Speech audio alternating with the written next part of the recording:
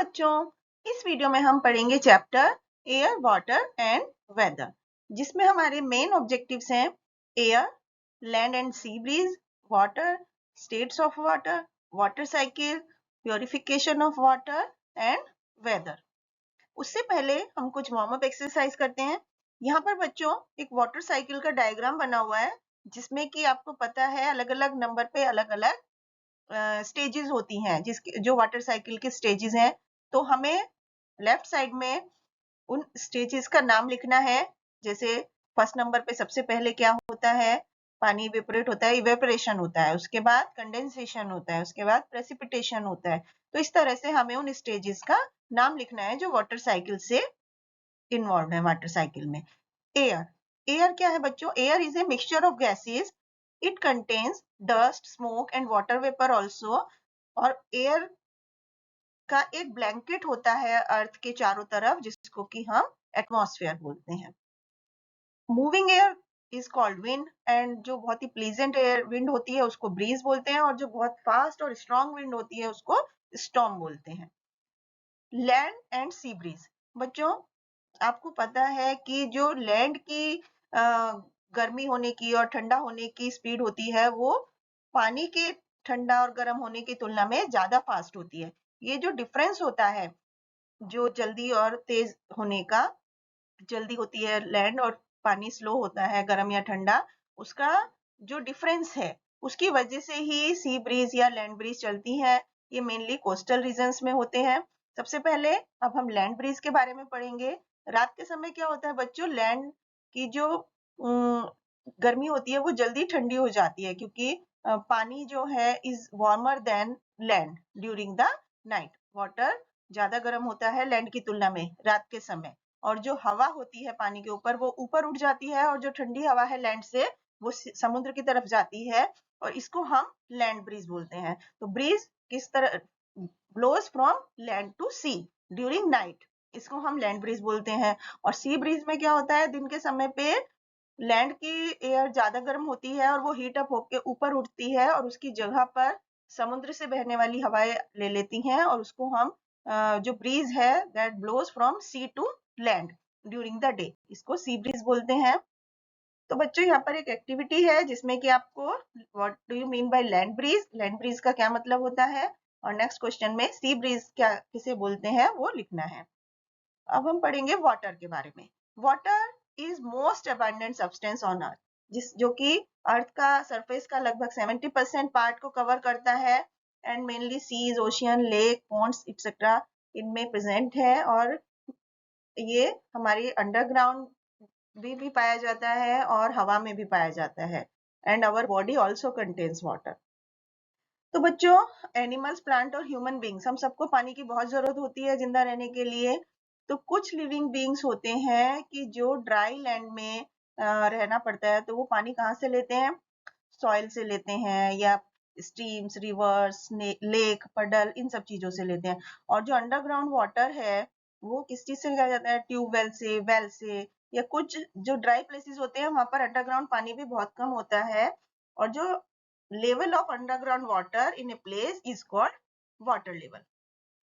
Drinking water, drinking water कैसा होना चाहिए बच्चों? It must be clean, colourless and without smell, क्योंकि वाटर में कंटेन जर्म्स जिससे कि हम बीमार हो सकते हैं।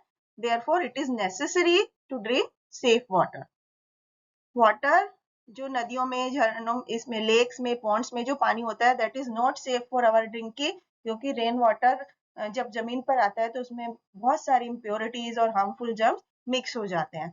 और जो वाटर सॉइल में एब्जॉर्ब होता है वो प्योरीफाई हो जाता है, क्योंकि अलग अलग डिफरेंट लेयर्स से, मिट्टी की अलग अलग जो लेयर होती है उनसे फिल्टर होकर वो ग्राउंड में जाता है, और उससे हम कुएं से या हैंडपंप से ले सकते हैं। तो वो पानी कंपैरेटिवली ज्यादा फिट और सेफ होता है ड्रिंकिंग के लिए। अब हम पढ़ेंगे इम्प्योरिटीज इन वाटर। बच्चों 3/4 जो है पूरी अर्थ की सरफेस का वो लगभग वाटर से कवर्ड है। अलग अलग मटेरियल पानी के साथ आ जाते हैं पानी में घुल करके। कुछ होते हैं पानी में सोल्यूबल होते हैं, कुछ इनसोल्यूबल होते हैं। जैसे जैसे पानी बहता जाता है ये सैंड पार्टिकल, मड, ये सब पानी में घुलते जाते हैं, जिसकी वजह से जर्म्स उसमें ऐड हो जाते हैं और पानी इम्प्योर हो जाता है। प्योरिफिकेशन ऑफ वाटर के बारे में पढ़ेंगे कि किस तरह से प्योर वाटर को प्योर किया जाए। तो बच्चों, हमें क्लीन और प्योर वाटर पीने की हमेशा से जरूरत होती है, तो हम किस तरह से उसकी इम्प्योरिटीज को प्योरीफाई कर सकते हैं? तो उसका तरीका है सेडिमेंटेशन। सबसे पहले सेडिमेंटेशन का मतलब क्या होता है? पानी में जो हैवी इंसॉल्युबल इम्प्योरिटीज होती हैं वो पानी में नीचे सेटल डाउन हो जाती हैं किसी बर्तन में, उसको हम सेडिमेंटेशन बोलते हैं। ये मेनली वाटर से इस तरह से हम सैंड को रिमूव करते हैं।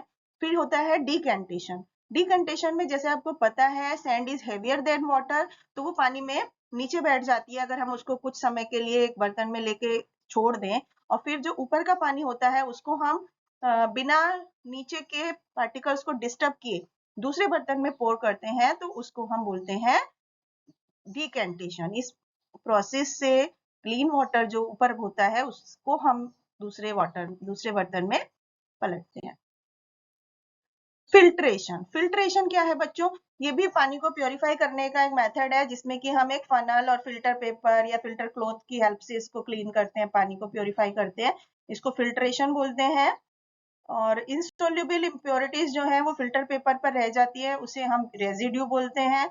आजकल ये काम मशीन से, फिल्टर मशीन से किया जाता है। अब हम पढ़ेंगे स्टेट्स ऑफ वाटर। बच्चों, water exist in 3 states: solid, liquid and gas. States of water को हम कूलिंग या हीटिंग से चेंज कर सकते हैं। जैसे कि कुछ आइस क्यूब्स हैं, अगर हम उसे बाउल में लेके कुछ टाइम के लिए छोड़ दें तो वो मेल्ट होने लगते हैं और पानी में कन्वर्ट हो जाते हैं। इस प्रोसेस को मेल्टिंग बोलते हैं। यदि हम वाटर को बॉयल करें तो उसमें से वेपर निकलने लगती है, इसको हम इवेपोरेशन बोलते हैं। और यदि हम एक केटली में से अगर गर्म भाप निकल रही है, उसके आगे कोई स्टील की प्लेट रखे तो देखते हैं पानी की ड्रॉपलेट उस पर आ जाती हैं, ये कंडेंसेशन बोलते हैं, जिसमें कि स्टीम जो है वो वाटर में चेंज हो जाती है ठंडा होने पर। तो इस तरह से हम आइस वाटर और वाटर वेपर, ये पानी की 3 स्टेट्स होती हैं जिनको हम बाय हीटिंग और कूलिंग एक दूसरे में चेंज कर सकते हैं। नेक्स्ट है condensation. Cooling of water vapour into water is called condensation. Water cycle के बारे में बच्चों अब हम पढ़ेंगे। वाटर साइकिल हमारी प्रकृति में हर समय होता रहता है। इसमें क्या होता है? वाटर साइकिल एक कंटिन्यू साइकिल है कि कैसे पानी इवेपोरेट होता है and return back to the earth. तो सन की गर्मी से जो नदियों और ओशियंस में जो पानी होता है वो हीट अप होता है और इवेपोरेट हो जाता है, वाटर वेपर में कन्वर्ट हो जाता है, और फिर कंडेंसेशन होकर पानी की छोटी छोटी बूंदों में कन्वर्ट हो जाता है। और ये बूंदें एक साथ मिलकर के क्लाउड्स बनाती हैं, और ये क्लाउड्स क्या होता है? पास थ्रू कूलर एयर, ठंडी हवा से पास होते हैं और फिर ठंडे हो जाते हैं और फिर वो पानी की बूंदों में कन्वर्ट हो जाते हैं, कंडेंस हो जाते हैं, और फिर रेन ड्रॉप्स के जैसे पृथ्वी पर वापस बारिश के रूप में आ जाते हैं। तो इसको हम प्रेसिपिटेशन बोलते हैं। तो ये continuous process of evaporation, condensation and precipitation हमारे नेचर में चलता रहता है, जिसको हम वाटर साइकिल बोलते हैं। Rain, due, Frost, snow, fog, hello and snow, ये भी अलग अलग टाइप के प्रेसिपिटेशन है। तो सबसे पहले हम हेल के बारे में पढ़ेंगे। हेल या हेल स्टोन क्या होता है? जिसे हम ओले बोलते हैं। ये क्या होती है? आइस की छोटी छोटी बॉल होती हैं और रेन की तरह ही आसमान से गिरती हैं।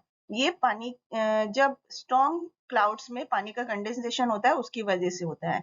ड्यू, ड्यू क्या होता है? जब सर्दी की रात होती है, रात ठंडी होती है, तो पानी जो वाटर वेपर है वो हवा में जो वाटर वेपर है वो कंडेंस हो जाते हैं छोटी छोटी पानी की बूंदों में, ग्राउंड पर जो होती है। तो ये हम देखते हैं जब सर्दियों की रात में सुबह उठकर जब हम देखते हैं तो जमीन गीली गीली होती है, तो ये वही ड्यू है। फ्रोस्ट, जब नाइट्स बहुत ठंडी होती हैं तो ग्राउंड का टेम्परेचर जो है वो 0 डिग्री सेल्सियस से भी नीचे आ जाता है, तो ये फ्रोस्ट बन जाता है। जो जमीन पर पानी होता है वो फ्रीज हो जाता है। फॉग में क्या होता है? Fog moist, when moist air cools rapidly, जब जल्दी से एकदम फास्टली जो मॉइस्चर वाली एयर होती है ये ठंडी होती है, तो क्या होता है? जो पानी की छोटी छोटी बूंदें हैं वो जम जाती हैं हवा में, इसको हम फॉग बोलते हैं। स्नो, स्नो क्या है बच्चों? जब white ice crystals water vapour से सीधे जमीन पर गिरते हैं उसको हम स्नो बोलते हैं। ये white PCs of frozen water that fall from the sky stay in cold weather। अब हम पढ़ेंगे वेदर के बारे में। वेदर क्या है बच्चों? Changing conditions of the atmospheric air. जैसे कि अर्थ के सराउंड्स में वेदर कंडीशंस जो होती हैं वो जो चेंज होती है वो विंड, स्टॉर्म, रेन, स्नो और सनशाइन की वजह से होती हैं। तो सन का बहुत इंपॉर्टेंट रोल होता है वेदर चेंज करने के लिए। जैसे कि आपको पता है अर्थ अपने एक्सिस पर घूमती रहती है, तो अलग अलग पार्ट जो है अर्थ के वो सन के सामने आते हैं कुछ महीनों के लिए। तो जब दिन के समय क्या होता है, जब सन एक साइड में, सन के सामने जो पार्ट होता है अर्थ का उस साइड पर गर्म होता है, और जबकि जो साइड अर्थ का सन से दूसरी साइड में होता है वहां पर ठंडा होता है, जहां पर सन की रेज डायरेक्ट नहीं पड़ती हैं। तो इसलिए days are warmer than nights. तो इसी वजह से सन की रेज जो है अर्थ पर पूरे दिन पड़ती रहती हैं। तो जहां पर, जिसकी वजह से लैंड, एयर और वाटर गर्म हो जाते हैं, और रात के समय सन नहीं होता इसलिए ठंडा होता है। और सुबह के समय और शाम के समय सन की रेज क्योंकि तिरछी स्लैंटिंग पड़ती है अर्थ पे, इसलिए उस समय पे ना बहुत ज्यादा ठंडा होता है ना बहुत ज्यादा गर्म होता है। दोपहर के समय सन रेज डायरेक्टली अर्थ पर पड़ती हैं, इसलिए उस समय भी बहुत हॉट होता है। इसलिए summer days are hotter than the winter days. तो winter days are cooler than summer days क्योंकि सन रेज स्लैंटिंग पड़ती हैं विंटर्स में समर की तुलना में। और मेट्रोलॉजिस्ट एक स्पेशल साइंटिस्ट होते हैं जो अर्थ के एटमॉस्फेरिक प्रोसेस के बारे में स्टडी करते हैं या वेदर कंडीशंस के बारे में पढ़ते हैं। तो वो ही हमें वेदर के बारे में प्रिडिक्ट करते हैं, इन्हें हम वेदर फोरकास्टर भी बोलते हैं। Thank you.